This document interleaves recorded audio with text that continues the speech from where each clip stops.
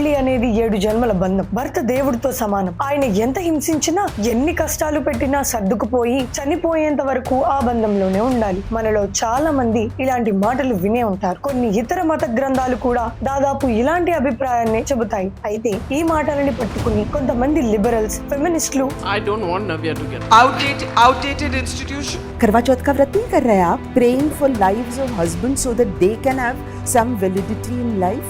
మన హిందూ మతంలో కూడా ఆడవాళ్ళకి అంత మర్యాద లేదని, పెళ్లి పేరుతో వాళ్ళ ఫ్రీడమ్ ని, గ్రోత్ ని అణిచివేస్తున్నారని కంప్లైంట్స్ చేస్తారు. అంతేకాదు మన రామాయణ మహాభారతాల్లో కూడా సీతకి, ద్రౌపదికి అలాగే అన్యాయం చేశారని మన పురాణాలను వక్రీకరిస్తారు. అయితే ఈ వాదనలు పురుషాధిక్య అబ్రహామిక్ రిలీజియన్స్ కి వర్తిస్తాయేమో కానీ మనకి కాదు. మన వేదాలు అసలు ఏం చెప్పాయో తెలిస్తే మీరు ఆశ్చర్యపోతారు. అవి దీనికి పూర్తిగా భిన్నమైన విషయాన్ని చెప్పాయి. నిజానికి వేదాలు అనేవి కేవలం ఒక మతం కాదు, అదొక జీవన విధానం. మనల్ని మనం ఉన్నతంగా తీర్చిదిద్దుకోవడానికి, మన చైతన్యాన్ని పెంచుకోవడానికి అవి దారి చూపిస్తాయి. వేదాల ప్రకారం వివాహం అనేది ఒక జైలు శిక్ష కాదు, అదొక స్పిరిచువల్ పార్ట్నర్షిప్, ఆధ్యాత్మిక భాగస్వామి. ఆ బంధంలో ఇద్దరు సమానమే. మరి వివాహ బంధాన్ని నిలబెట్టేది ఏంటి? వేదాలు స్పష్టంగా చెబుతున్నాయి. అది ధర్మం. అంటే నిజాయితీ, బాధ్యత, సత్యం, పవిత్రత. ఈ ధర్మం ఉన్నంత వరకే అది నిజమైన వివాహం. ఎక్కడైతే ధర్మం లోపిస్తుందో అక్కడ వివాహ బంధం కూడా ఉండదు. మన గ్రంథాలు ఎంత స్పష్టంగా చెప్పాయంటే భర్త కనిపించకుండా పోయినా, నపుంసకుడైనా, సమాజం నుండి వెలివేయబడినా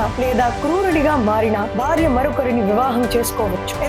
ఎందుకంటే ఆ భర్త తన ధార్మిక బాధ్యతలను నెరవేర్చడంలో విఫలమయ్యాడు. హింసించడం, మోసం చేయడం, క్రూరంగా ప్రవర్తించడం వంటివి వివాహం యొక్క అసలు ఉద్దేశ్యాన్ని నాశనం చేస్తాయి. అలాంటి వ్యక్తితో ఉండవలసిన అవసరం లేదని మన వేదాలే చెబుతున్నాయి. మన పూర్వీకుల ఆలోచనలు ఎంత ఆధునికంగా, ఎంత గొప్పగా ఉన్నాయో కదా. వాళ్ళు ఎప్పుడూ ధర్మానికే పెద్దపీట వేశారు. భయంతో కంట్రోల్ చేయడం, ఆధిపత్యం చలాయించడం, మతం పేరుతో మహిళలను బానిసలుగా చూడటాన్ని వాళ్ళు ఎప్పుడూ అంగీకరించలేదు. నిజమైన ఆధ్యాత్మికత అంటే మనల్ని మనం ఉన్నతంగా మార్చుకోవడం, అంతేగాని పురుషాధిక్య సమాజానికి తలొగ్గడం కాదు. ఈ విషయంపై మీ అభిప్రాయం ఏంటో కింద కామెంట్స్ లో తప్పకుండా చెప్పండి. మన సనాతన ధర్మంలోని ఈ గొప్ప నిజాన్ని ప్రతి మహిళకి చేరేలా షేర్ చేయండి. జై హింద్.